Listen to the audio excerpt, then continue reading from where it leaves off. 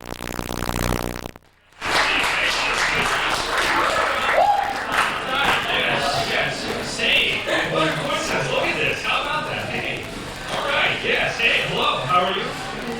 how are you? How is everybody tonight?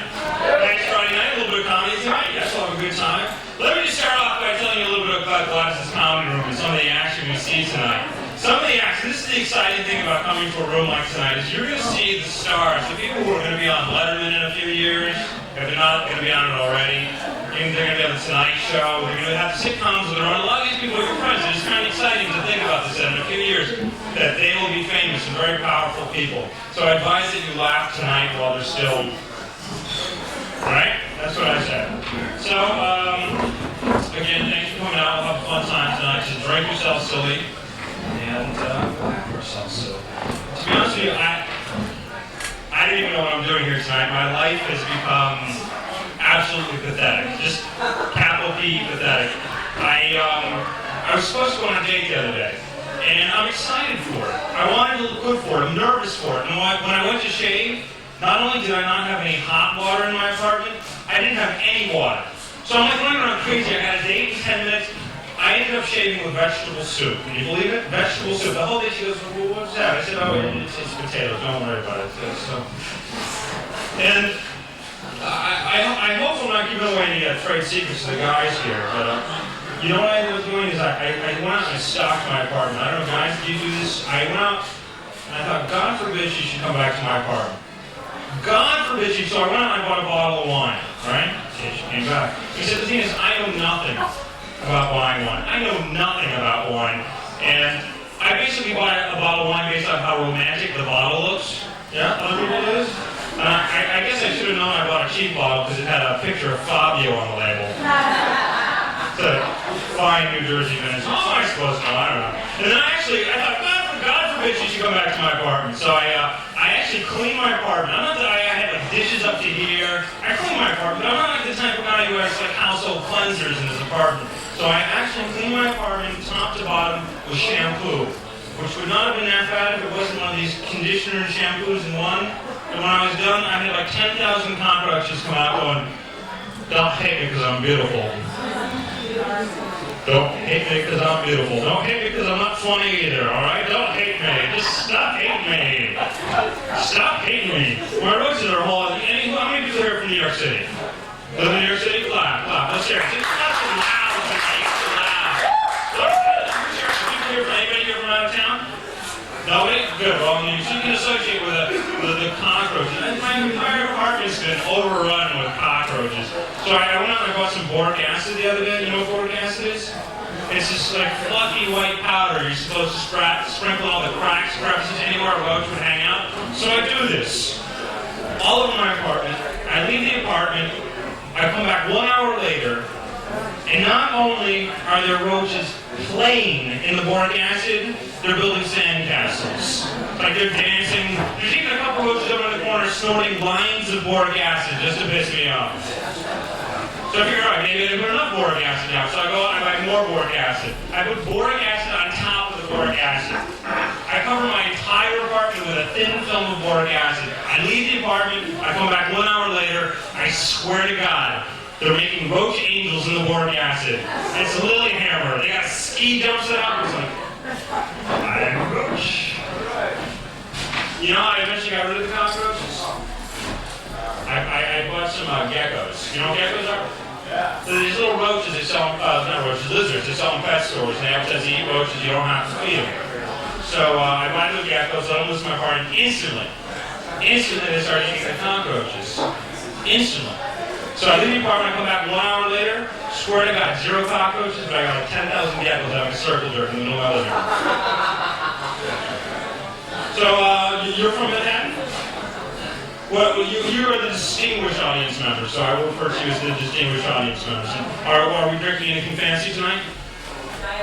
Diet Pepsi. So you are sober audience members. And how about you guys from Manhattan also?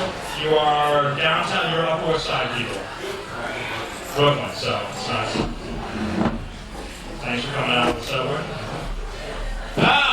Are there any questions at this point? Any questions? Any questions? Come on, make a little noise. Pretend that you're alive. Yeah!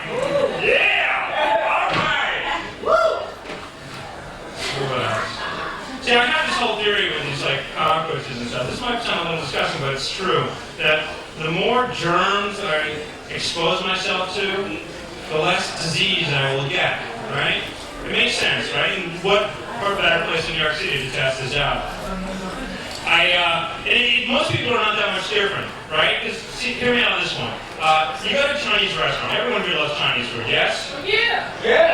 All right, that's humor me. That's right. Make fun of me. Everyone loves Chinese food. You always find hair in Chinese food, right? Always. Which is funny. What? Where do you go? You don't find hair in Chinese food? No, my Chinese food. No?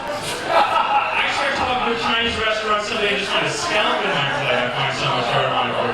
It's the truth. And it's funny because you never see bald Chinese men, do you? But you always find hair. Yeah, I mean, but what do you do when you find a hair in your food? What do? You pick it up. Do you return it to the rest? No, you pick it up, you put it, you eat the food. I mean, you can find a rosifarian in your Chinese food. You pick them up, you put them to the side, you eat them.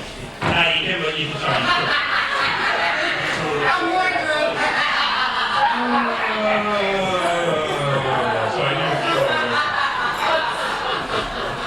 So I was eating this rosifarian the other day. It was on the box that time. But it's funny, as much as I say I can expose myself to germs and disease, the one area I find I just cannot tolerate is in public restrooms. It's funny because I consider myself an adult, well, sort of, and I still flush the toilet with my foot. Do other people do this? Other people do this? Yes? Yeah, everyone does this. Women, is this just a guy thing? Women, do you do this also? Don't tell me, I don't want to know. The last thing I want to think before I go to bed tonight is a picture of my mother flushing the toilet with her foot. And you know what else I do is how many people out here put layers of toilet paper on the seat before you sit down? Yes, everybody does. I put so many layers of toilet paper down, my feet don't touch the ground when I sit. It's like, I need a field-goal judge just to tell if my stuff gets in, I'm so high. It's like, yes, go, no, wide to the right. Wide, the joke was wide. Wide to the wide to the right. Now I know how Conan O'Brien feels. All right. But it's funny with this toilet paper thing. It's not like the toilet paper does any good, right? It's not like the germs are sitting there going, oh shit, put the toilet paper down. And it's funny how we have these like little strategies on how to put it down, right? Like, because if you make it too long, then it kind of sags into the center, right? You know what I'm talking about, right? You always put that like nice little crossbar across the back. And the worst is when you get the toilet paper that's like playing cards, you got to sit in there for half an hour, pull out, you know what I'm talking about? And when you finally get to putting it around, it's like putting pepperoni on a pizza. You walk around the thing, and you sit down. That's the object of tonight's comedy experience, is just silence. And so you could bring the room to a state of just complete, utter silence. How am I doing so far? Pretty good? Well, we got a videotape set up in the back, so when your friends are on, make sure you make a lot of noise. Make sure when they ask you questions, you talk back to them. It gives the performers a lot of help when you hear that. And it's going to be a great night tonight. I know that because I see some great people in the audience. You guys are a great crowd. I may suck, but you're a great crowd. That's not supposed to be funny. You're not supposed to like, sit there and you're supposed to go, no, you're all right. You'll be better in 2 years.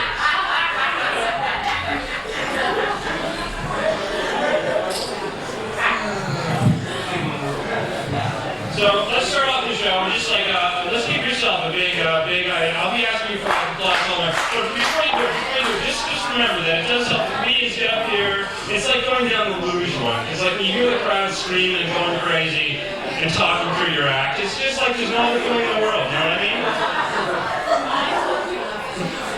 So, our first act of the evening is a very, very, very, very, very, very funny gentleman. It's an honor that he's here. You could be at any club in Manhattan right now, but he's here performing at Gladys's Comedy Room. Gladys's Comedy Room. I'd like you to give him a big round. I want to see how good you can do it because this is just the start. I expect you to build each time, all right? Our first comedian of the evening, give him a big round welcome, round, square round, welcome, round of applause. You know, I think I'm in love. Are you guys dating? Are you married? Are you dating? Is this a date tonight? No? Can I have her when you're done? It's not like you started or something. I'm just trying to, you're very nice. What? Half the rent? Oh. She's looking like... So, do you work? Do you have a job? You do what you do. Video company, yeah. Monitoring your, so you really work security, you watch the monitors, right? Well, I've been out of work for some time now. Sir. Listen, you pay $8, you can talk across the aisle or why you want to, but I've been out of work for some time now myself. But that's not funny, but I recently got a job as an American Gladiator. Hear me out. Apparently they felt there wasn't enough Jewish representation on the show, so they made me their first Jewish American Gladiator.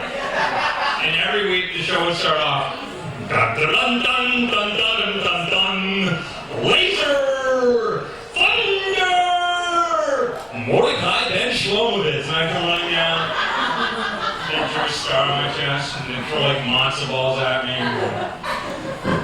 So the next performer of the evening is not only a comedian, but she's the president of this place. She runs this place. It's her name. So if you forget who she is during the act, you just look up here and you can. These are her breasts. These are modeled on her breasts. So when you look at her, just think of that tonight, okay? Please give a big applause to Gladys Steinman.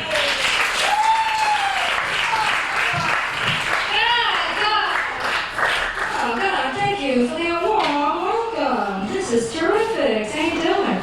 Can you believe this weather? Is it great out? Isn't it great?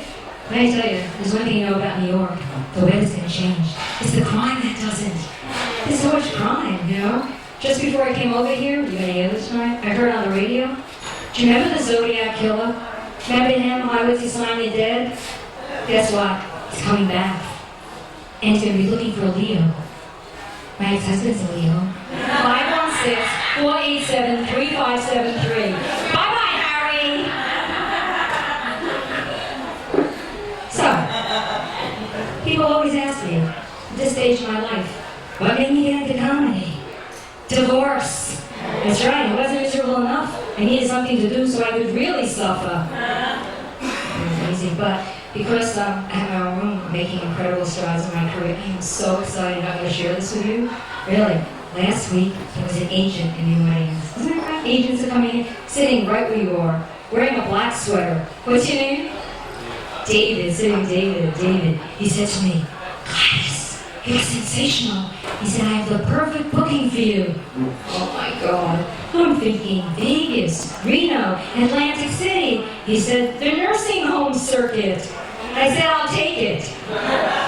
Oh yeah, it's the one place I know if I bomb, I can get out before they do. Not easy.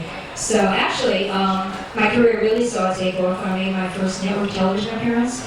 Yes, on the Joe Franklin show. Joe, do you know Joe Franklin? No? Joe Franklin? He's the one when you fall asleep at the TV and you get up, he's still on? No more. Just went off the air, right? I get on, he gets off.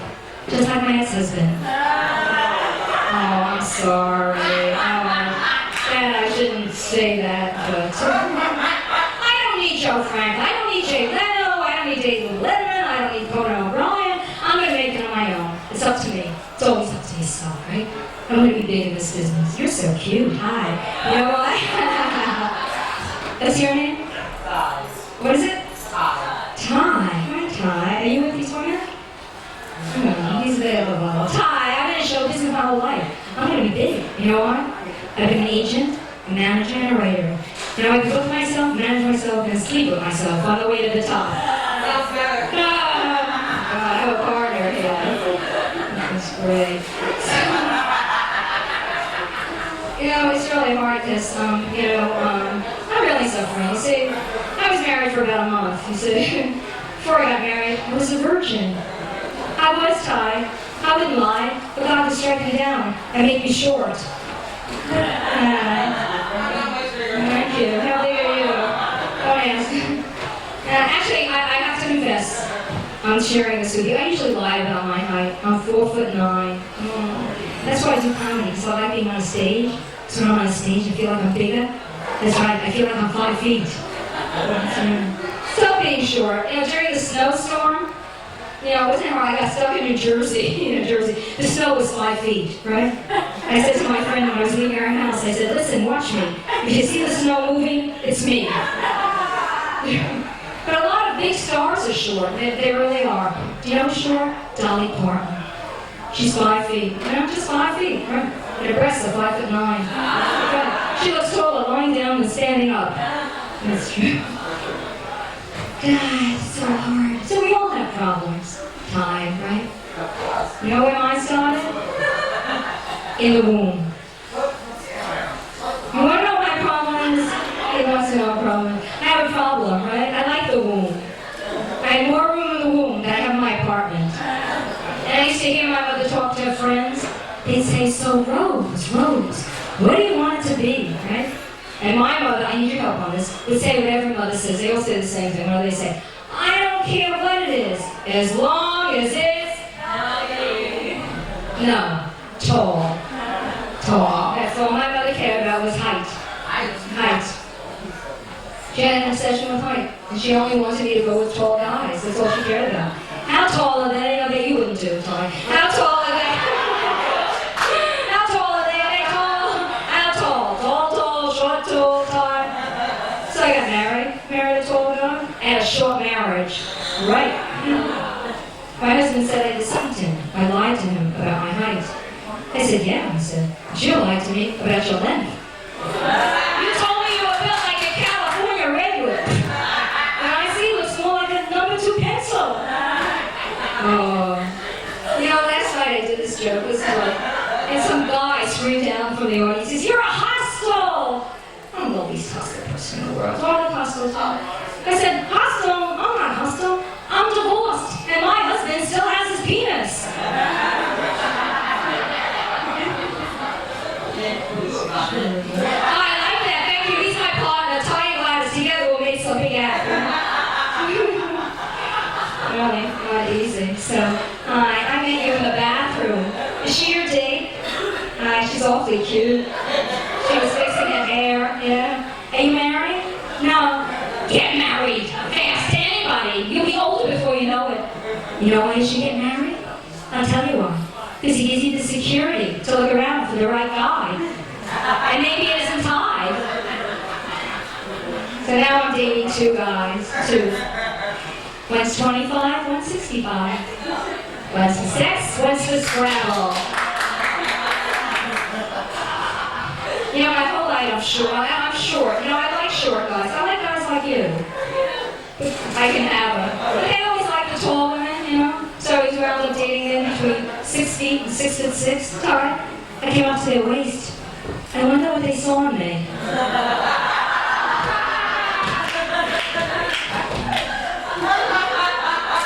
That's it. So, I'm short, and you can't tell, my bottom is too big for my top. That's why I wear these long sweaters. So I joined the health club because I want to make my top bigger, right? So they gave me these exercises at my health club. I've been working out like a dog all week. They put these 2 little weights in my hand. All week I'm going, press forward, back, back. Forward, back, back. Forward, back, back, back, back, back, back. Now I have cleavage in my back. I'm very lazy. I found an easier way. This is so great. I bought a pair of gravity boots. Do you know what those are? What are they? You should know. Oh, he's so smart. The shorter, the smarter. Thank you. Yeah, I mean, IQ 190. See? He looks short, too. Thank you. So I love these gravity boots so I can hang upside down. So now every day I go to the health club and I hang upside down, Tom. And I pray that what's in my bottom falls into my top. That's working because I now have skinny toes and fat ankles and a floor full of change. Anyway, I love the health club because if you work out, which I'm sure you do, right? Because man over here with 5 women, you must really work out because it's not easy to take care of 5 women. Jeez, okay. So it's a great place to meet men. I see all these men, and they're all jogging and jumping and pumping and moving around. And then I meet them at the bar. And they're all smoking and choking and croaking. I hate smokers. Smoking is disgusting. And I'm so excited because I don't know if you read this in the Times. This article came out. So exciting. Smoking causes impotence. And it does. It's true. Smoker over there. How many guys in this room smoke? Raise your hand fast. See? You can't even get that up.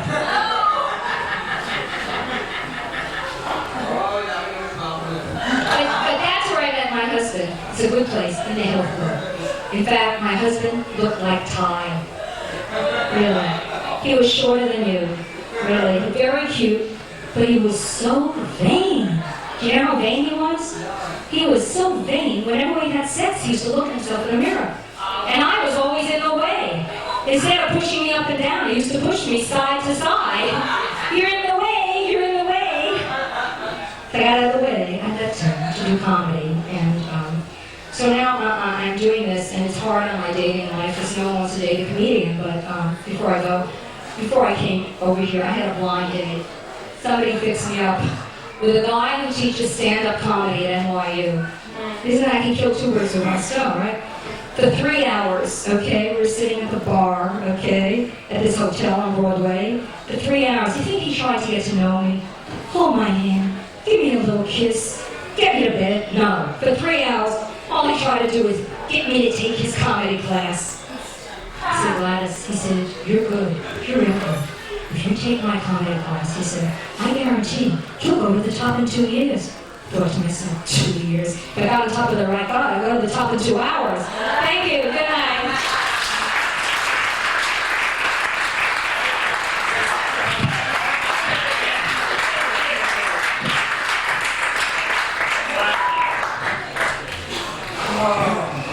Right, yeah, that's pretty good. So, how many people think that Tanya Harding is guilty? How many think that she was involved and knew about it? Yeah, how many people think she's innocent? Nobody thinks she's innocent. It's funny because I turned the Olympics the other day to watch Tanya skate to see if she was qualified to be on the team, whether she did or not. Did anyone see what she was wearing? Did you see what she had on? She had this like really, really low-cut blouse. Anyone else see this? I mean, you could see her breasts and everything. And it wasn't until like halfway through masturbating that I realized it was just a beige piece of cloth on her chest. I felt really cheated. I think she'd get in trouble for that. Whacked for that. You know what I mean? I was whacking. She should get whacking. You know? I think they should make an announcement before she takes the ice. Like, and I'll take the ice is two-time Olympic champion Dorothy Hamill. See, those are not her nipples. I mean, no, but it's true. They should, like, you know, if they want to be outrageous with their sexuality, they should, like, you know, sew on, like, maybe a little pubic hair down there or something. It's the truth. Just so we know that it's all fake. That's what I think. Why don't you just, like, yell racial epithets at me? Go ahead. Just let it out of your system right now. Go ahead. Just scream out, you dirty, stinking, and then you can fill in whatever you want. What do you say? Yes? Good? Just everyone yell, you dirty, stinking, right now. 1, 2, 3. Dirty, stinking. You guys, you know, you made me feel good about myself. You are. Thank you. Our show is now over. Reverend Al Sharpton, all right, so our next meeting, we'll stop it all before it gets completely out of hand and before I die. Because I'm doing quite well at that already. Our next act of the evening, I sort of lied when I said that the next people will be the future people on Letterman and on the Tonight Show. This person was on Letterman twice. He has his own cable TV show, and he also can be seen just about every night here at this room. Please give a big hand to Arthur of New York. That is Arthur. This is Arthur. What a lousy reception. Who should expect Robert Redford? At these prices? Forget it. I know what you're thinking about, folks. Sex symbol. You think that every person that gets on the stage has to be a sex symbol. That's what you're thinking. I know it. I don't want to disappoint you. I am. I was a head poster boy for the Sex of the Month Club. I was on every single year. In the month of February, the shortest month of the year. I don't know why. But you can't pick everything you want. You know what I mean? You know that I am up for Robert Redford's parts? You didn't know, huh? His heart and his liver. He's an organ donor. I'm up for his appendix. You know, let me tell you something. His best parts are not up for grabs. They're not up for grabs. The best parts, no. But mine are. You can grab me anytime. See what I mean? I'm very liberal.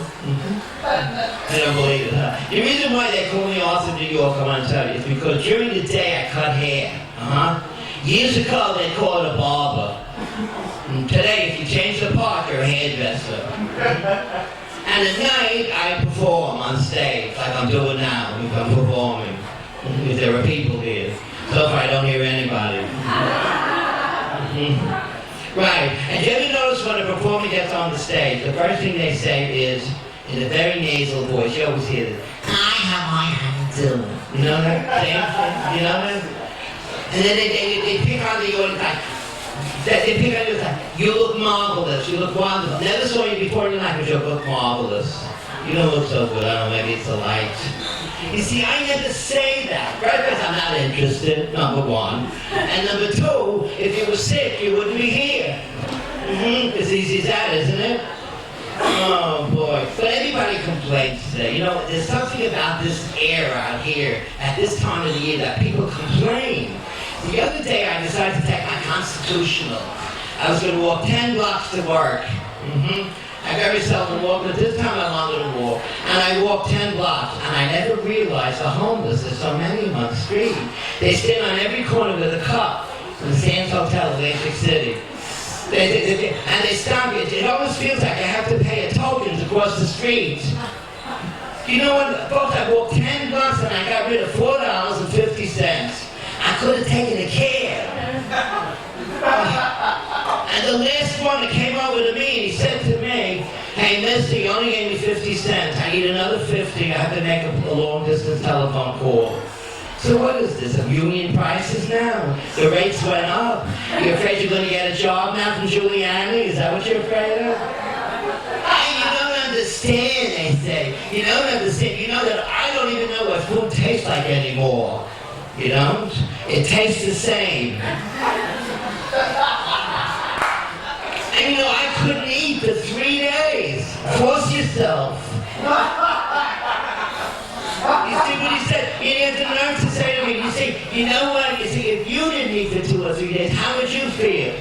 To tell you the truth, I admire. I wish I had your willpower. I could lose a couple of pounds. You know, in my profession as a hairdresser, forget about complaints. That's all you get. And it's not so much about the hair. It's always about somebody who complains. This woman that comes to me every other week, she's a complainer, and she's a nagger. She nags. You know the difference between complaining and nag? Complaint is, "I don't like my hair, it's too short." But if she repeats it for 14 weeks, it's a nag. Am I right? Well, this woman comes in every other week, like I told you, and she complains and she nags and she nags. I personally think that nagging is in her genes. I really do. And I don't mean Calvin Klein. You know what? Because I have to act as a psychiatrist. I do. I not only move her head, I have to shrink her head.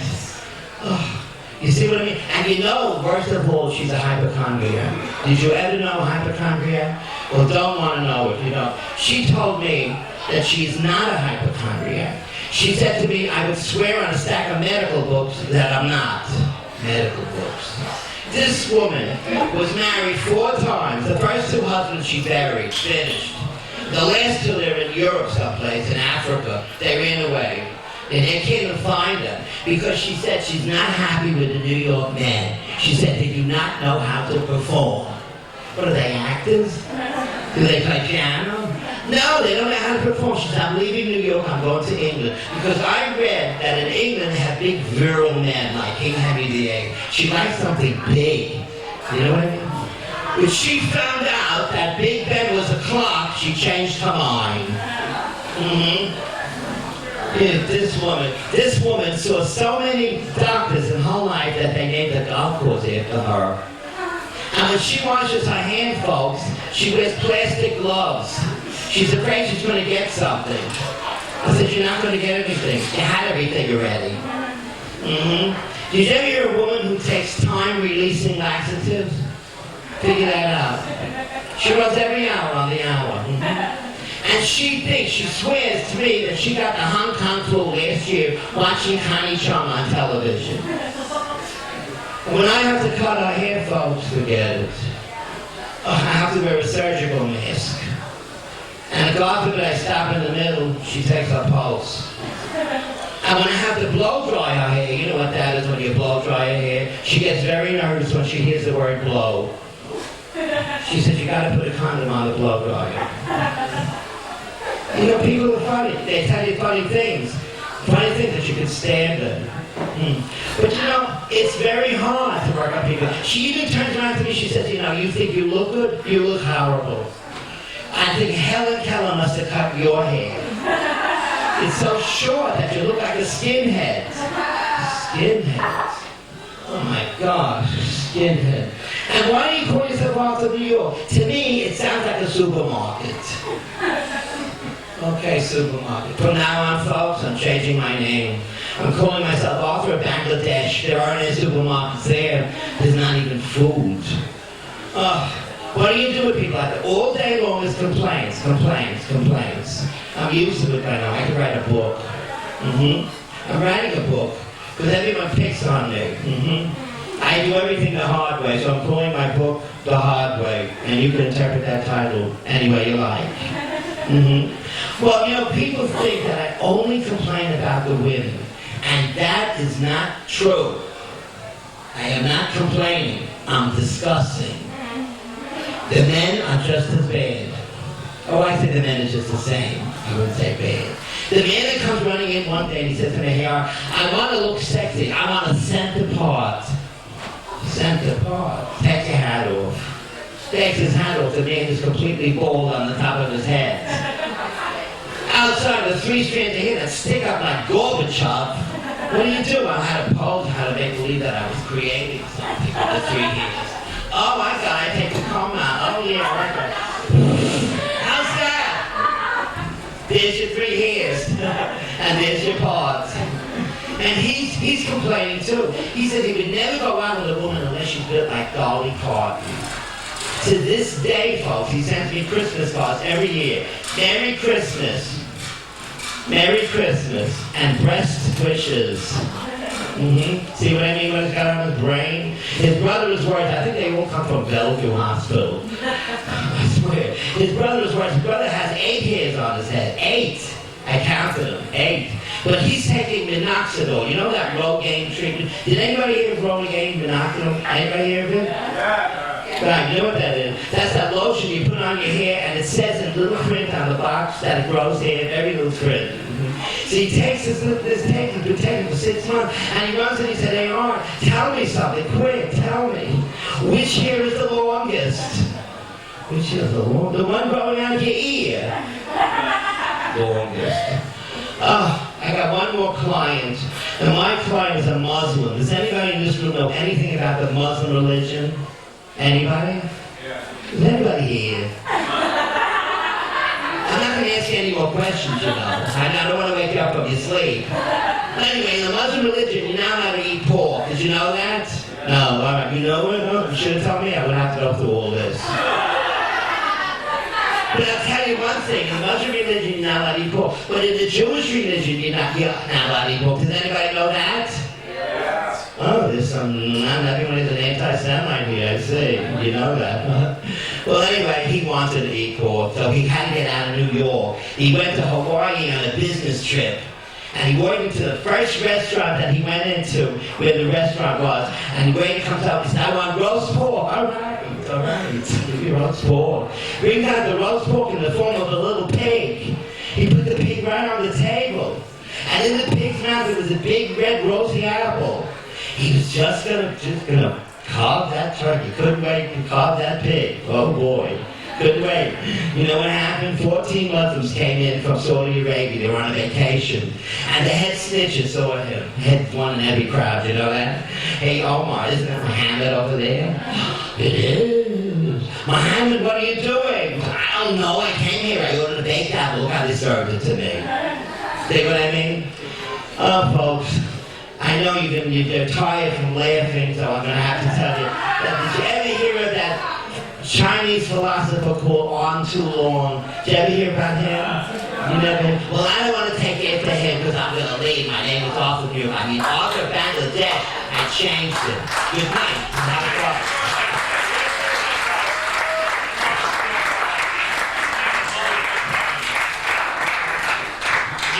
scary thing is that Arthur sounds exactly like my Aunt Selma, and that's what scares me. Hello, darling.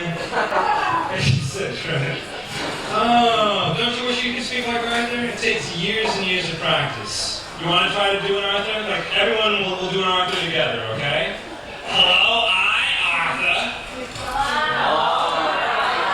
If I do solemnly swear. I'm just trying to have some fun with you people. How are you tonight, sir? Are you enjoying the show so far? You don't have to answer that. You can just nod your head. Okay. You guys well? All right. So I did go on this date the other day. We saw a movie and we ended up one of these Greek diners down the road. Afterwards, for like drinks and coffee afterward. Let me ask you this: do we have enough of these Greek diners in the city? No, you think we could fit more in the city? What's the deal with the waiters? Do they bathe? That's what I want to know. Do any Greek diner waiters bathe?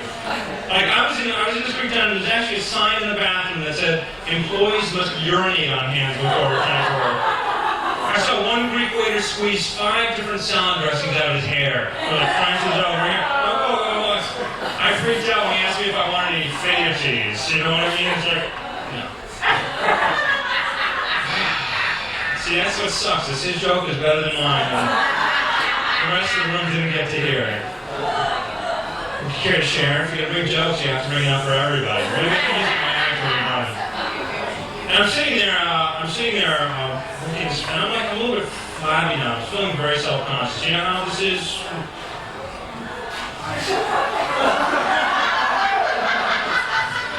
Oh, that felt good. You didn't see nothing. So I'm sitting there, I'm feeling like you know who I hate? You know what I really hate? If I can bring a little bit of hatred into the show right now? Yeah. It's the guy who does those fitness infomercials. You know what I'm talking about? The guy with the blonde hair and the ponytail? You know what I'm talking about? I used to be a bodybuilder! I used to be a bodybuilder! Never take my muscles! No! Do I got to be like that now? Do you? I don't know, crack, cocaine. And people actually look at this guy and they say, you know, he's in shape, I'd like to look at him. You know, what idiot is sitting there going, I'd like to look like Porky Pig on steroids? Sir, I'd like to take your daughter, I'd like to marry her. What do you say? What do you say? What do you say? Get off the stage, that's what I say. Get off the stage and bring up your next act, that's what I say. Our next act is just taped Caroline's Comedy. Obviously, we'll soon see him on the A&E network. He's a very funny gentleman. You guys are going to love him. He's a special treat to this room tonight, so let's let him hear it. Mike Royce. He's great. All right, so this is what we call momentum. We're going to keep the show rolling. Our next comedian, give him a big hand, is Ryan Franzman. Ryan.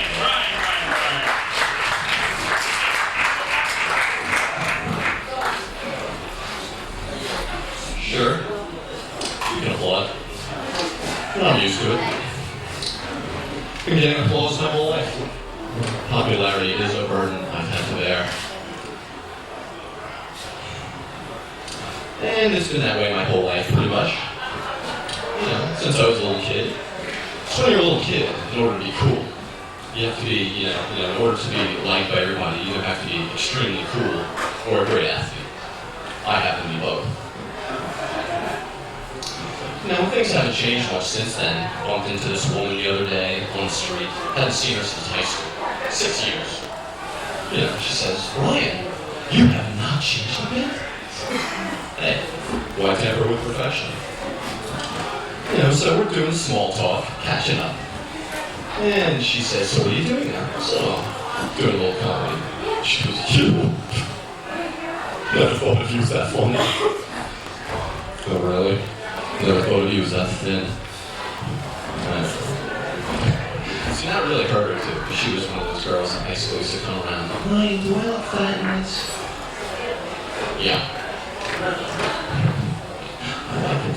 Sorry. I guess that's why I'm not doing that well with women these days, you know. In more ways than one, I don't get women. And, you know, I think one of the big things now with women is that women just view me as a yeast infection. I grow on them. And when they realize how annoying I am, they get rid of me. Obviously a bad experience with a yeast infection. Dredging up those bad memories.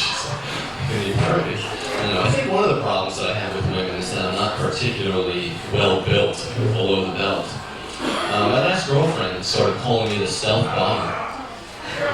I'd get in and out, and she wouldn't even realize that I was there. A little self-deprecation never hurt. So, I can't say my life is perfect. Come on. I mean, I get no cooperation. Get on the subway tonight. Nobody moves a muscle when I call same seats.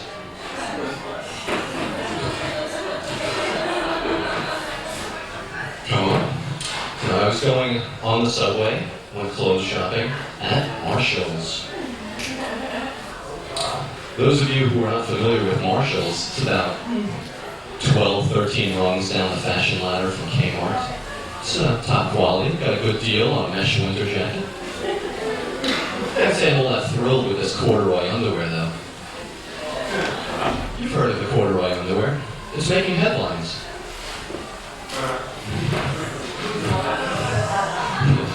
You have to know the old joke to get the new joke.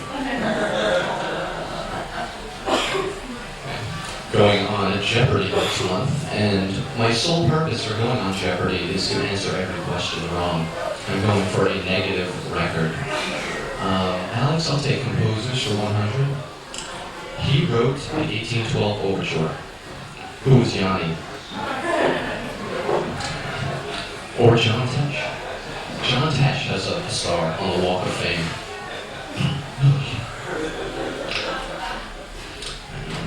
Those of you who don't know me, I'll tell you a little bit about myself. I'm a white Jewish male comedian from New York. And I know you're bowled over at how unique that makes me. I'm a college graduate. Thank you, you illiterate fonts. Thank you very much. I graduated from the International Bartender School. Graduated with honors. Martini cum laude. Thank you. 20-year bartender, obviously. Spent a lot of time in bars. And unfortunately, that means you get a lot of drunk people coming up to you and telling you just how drunk they are. I am so drunk. I am so wet.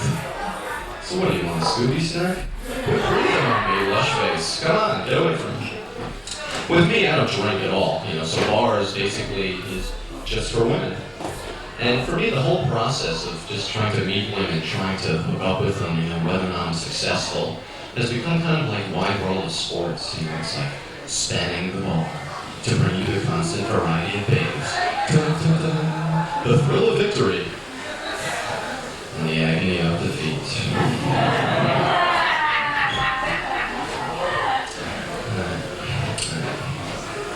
The thing with bars is, I was in a bar a few weeks ago and had a few drinks and I throw up.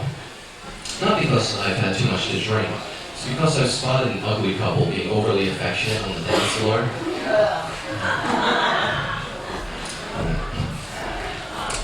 So I'm a very happy man at this moment. I don't have to hear one more word about shish kebab it. And that whole thing is just blowing my mind because it's just like that's where our country has come to, tabloid and scandal and everything bad and natural disasters. It's like your mind is just racing with bad things. Yet the one thing I can't get off my mind is how come Bo Derek has never won an Academy Award? She got totally juked for Orca.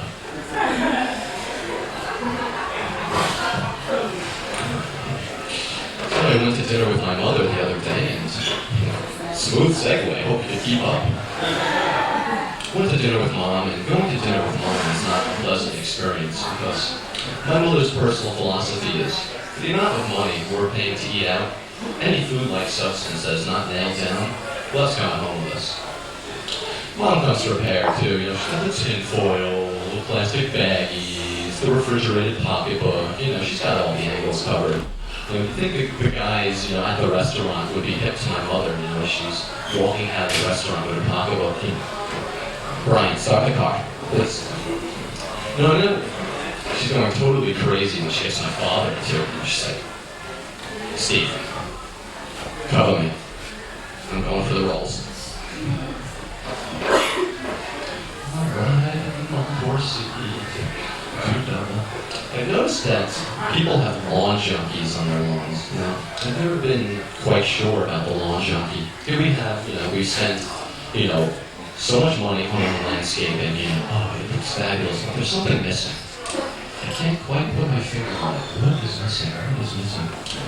I think we need a little statue of a black jockey holding a lantern. I think that would complete the picture very nicely. Thank you very much.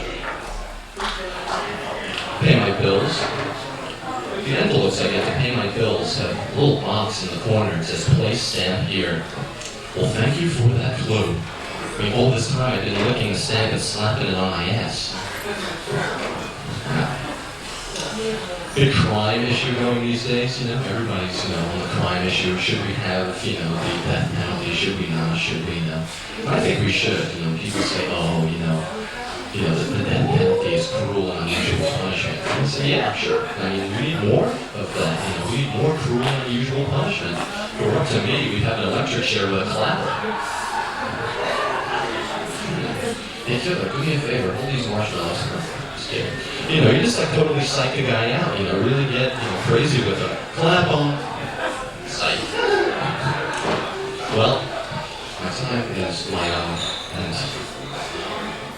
it's over, pretty much. I bid you a fond farewell, and in the immortal words of that great porno director, thanks for coming, everybody.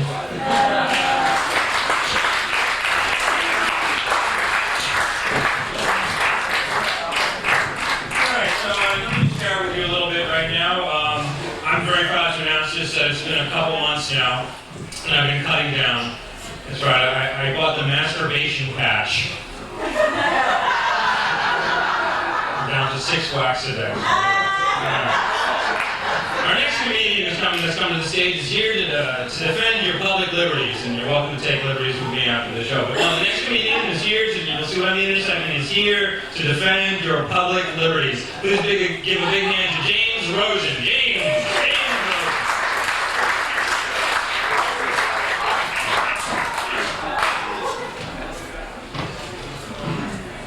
Thank you, Stephen. I have a few brief forms for each of you to fill out. Okay, is James ready? We're going to bring him on in a second? Okay. My name is James Rosen, and I've disappointed you horribly the first 30 seconds of my act. I'm not liable for that. What I'd like to do is begin with a question. This is a guaranteed tactic that comedians use to get the audience on their side, make you think that I'm a likable person, for example. Show of hands. How many people in Gladys's tonight have a retarded child? Who's got a retard? Retard? Retard? Retard? Retard? I'm sorry. That was wrong. And I'm aware of that. But I love these people who apologize, they're not even sorry. They're not even sorry. In fact, they use the form of apologizing to you as a way of venting spleen at you. You know what? No, I'm sorry. You know what? I am sorry. I'm sorry that you're an asshole. You know what? I'm sorry. No. I'm sorry that you're a piece of shit. I'm sorry that your father doesn't see fit to be here on his own son's birthday. I'm sorry about that. I'm horribly sorry. I disappointed you again. You're probably wondering why I'm wearing a suit. Nobody else really is wearing a suit. It's a very interesting thing. This is not my bar mitzvah suit, contrary to popular opinion, nor am I the regional director of an FBI field office. I'm wearing a suit because I had a job interview earlier today. I was interviewing to be a history teacher because I think that's an honorable calling. I really want to teach little kids what really goes on. Unfortunately, the interview did not go well. It turns out the guy I was interviewing with was a Navy veteran, and I had spent about 10 minutes talking about how all sailors are faggots to his face. Didn't go well. I think it's this general lack of tact on my part that sometimes hurts me. I don't know. Maybe that's why my social life is slightly less fun than Salman Rushdie's at this moment. just had a very miserable dating experience that I'd like to share with you. It was very Seinfeldian. I should tell you that my idea of a good time on a Friday night is to stay home and caress my vinyl collection of the Everly Brothers, all right? I don't know if that sounds like fun to anybody, but you should really try it before knocking. This was my miserable dating experience. I called up a woman who I used to go out with, and I hadn't seen in over a year. And I was very hot for her, and I called her up and I said, what do you say we get together? And she, after some coaxing, because I can do that, said yes. And we made a point of meeting at a restaurant. And I showed up at the restaurant, and I was all excited, and I see her, and she had gained about maybe 40 to 65 pounds in the intervening year. And I said to her, you look fantastic. How are you? You look good, you bastard, you. You finally did it, huh? You finished a box of Infinits after Conan O'Brien last night alone, right? No, I didn't say that. I'm thinking of something else. What does one say in that situation? Is there an appropriate thing to say to a woman who is just not the bill of goods you thought you were getting when you first asked her out? You are not what I thought I was getting. Evening over. You can't say that. You have to be delicate. You have to actually make it through the rest of the evening. I'll tell you, as a love tip, what I said in that situation, what got me through it. When I first laid eyes on her, I said, you're a pig now. I'll have nothing to do with you.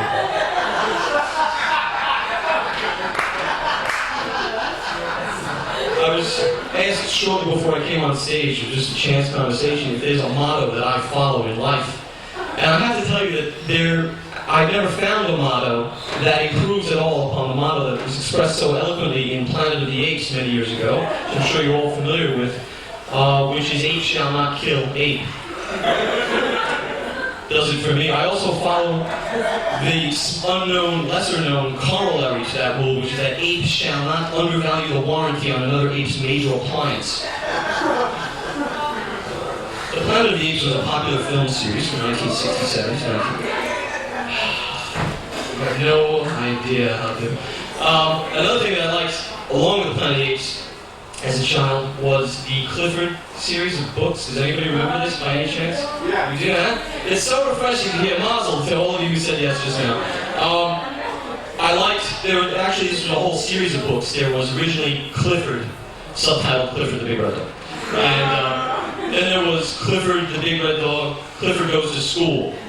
There was also Clifford Denies Army Spying on Civilians. Who read that one? Does anyone read that? Clifford Denies Bribing Plot in Tot Slay. I must have gone to a different library than you guys. How many people here, and this is a real question, I want you to clap, have ever been to Staten Island? What? On the way to Jersey? Fuck you too. Thank you. I'm from Staten Island, as you can tell by that defensive posture I immediately take it up. And everything in Staten Island is completely different the way it is in the rest of the city. I had to change currency just coming here. Everything. We have the world's largest garbage dump in Staten Island. I don't know if you're aware of this. This is why they want to secede so badly. Because every one of the 28,000 tons of garbage that New York City produces every day goes to Staten Island. That's cool. And that 28,000 tons a day doesn't even count Parade magazine. So it doesn't count Parade magazine. No, you asked about that earlier. I'm telling you, it does not count Parade magazine. Wait for me, freak.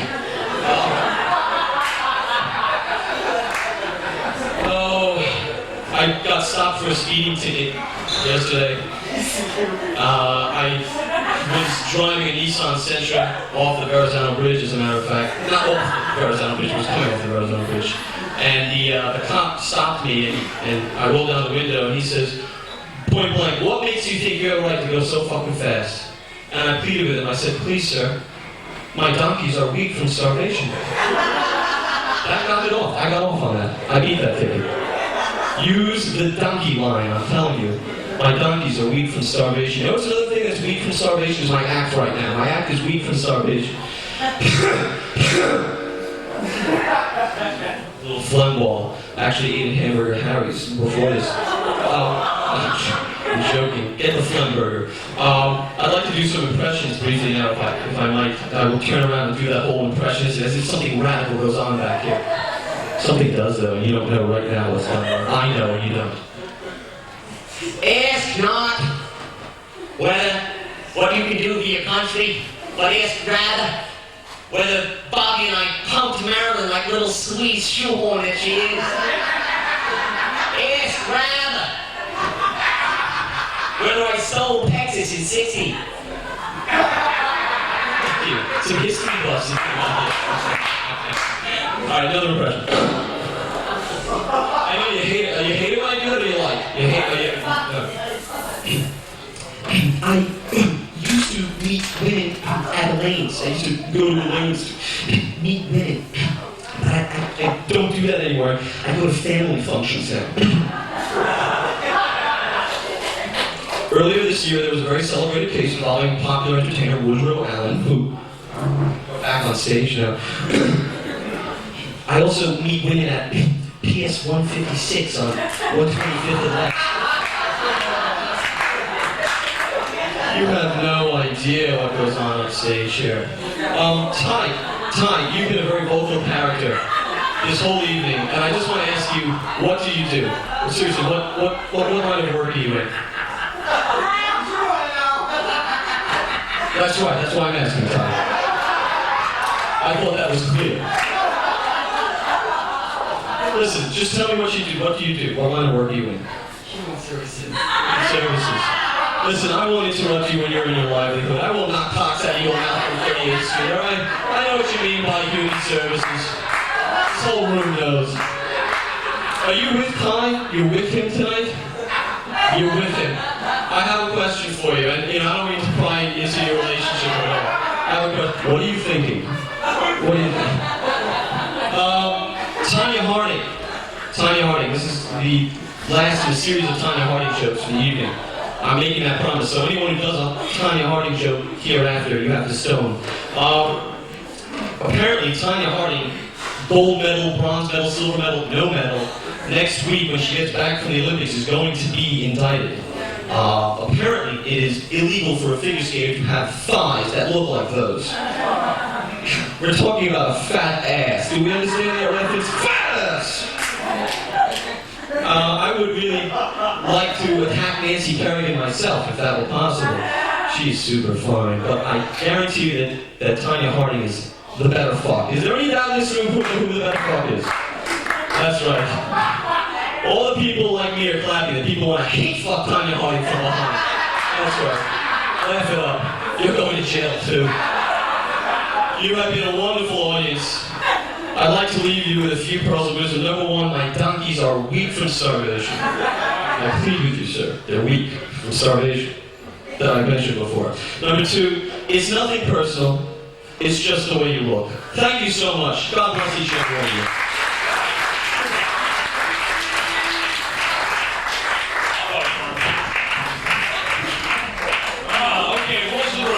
Tip your waiters and waitresses, at least waitress tonight. Make sure you tip her very well. She's doing a great job. Okay, moving right along with the show now. This next act is out of her mind. I just like to announce that right now. She's out of her mind. She's very funny, but she's out of her mind. Please give a big welcome to Carolyn May.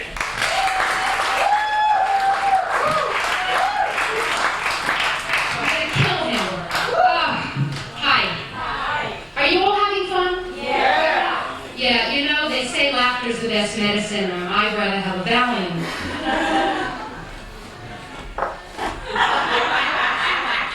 Did you ever have a really good day? Everything's going great. You feel good about yourself. What's that like?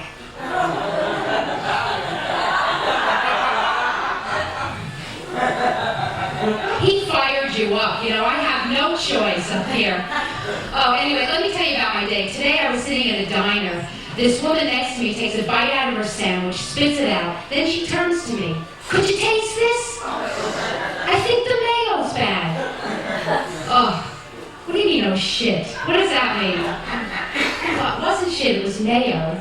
Anyway, you know why it all happens to me? Because I have this very friendly face, you see it?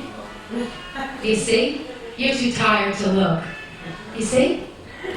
Yeah, I'm too approachable. I walk down the street, strangers come up to me, they feel they can ask me everything. Which way to Broadway? What time is it? How's my breath?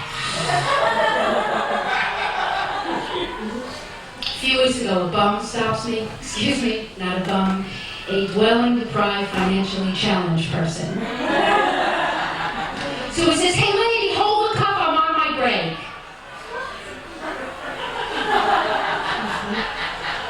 I doubled his business. Now I'm working for him. Yeah. See, because I'm a very nice person. I'm even nicer if I don't like you. Because I feel guilty that I don't like you. My life is full of people I can't stand. You know when you pass a payphone in the street and it's ringing? It's for me. Look, I know you want your friend to get on so I can get off. You know what I mean? But you're stuck. So turn around and look at me. You know what I mean? I'm getting angry. Oh, my therapist says I have to show my anger. He does. He says I have to yell and scream, otherwise I'm going to get an ulcer. So I go to ball games and I sit in the bleachers and I wait for a home run. When the crowd's cheering, I'm going, "I hate my life! I'm all screwed up! Oh God, I'm a mess! Can I have a hot dog, please? I hate men! Hiring you with a penis! Oh, forget the hot dog! Give me some justice! Could you turn around, please? You're making me very upset. Do you hear a chainsaw, or is it just me? You hear it. Yeah, you don't have to turn around. Oh, God. You know what my therapist said to me today? He says, "Carolyn, you're an obsessive, compulsive, repressive, aggressive, depressive, repulsive." And I still think he's keeping something from me. Oh, see, I've come full circle in therapy. Now I love my mother. But I can't stand my imaginary friend. Her name's Becky. She's a user. See, I'm getting bills from my therapist for sessions I've never had. Becky's going without me. A bitch. Ooh, excuse me. I'm sorry, I have to let out my anger. See, I'm looking proof you can be breastfed and still be insecure. My mother had me late in life, and at her age it wasn't exactly milk. It was more like yogurt. I'm sorry, I was exhausted. I kept shaking her to get the fruit to the top, you know? I'm going to ask you something. Just want to ask you, when a fish, after a fish eats, does it wait half an hour before it swims?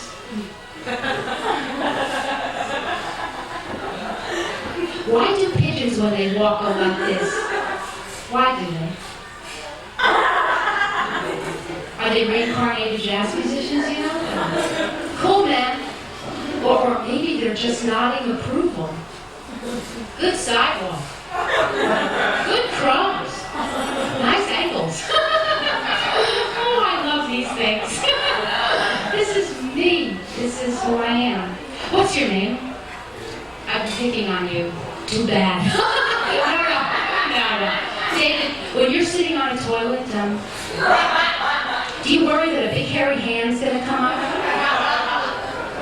No? It's just me. You wish it would, I think.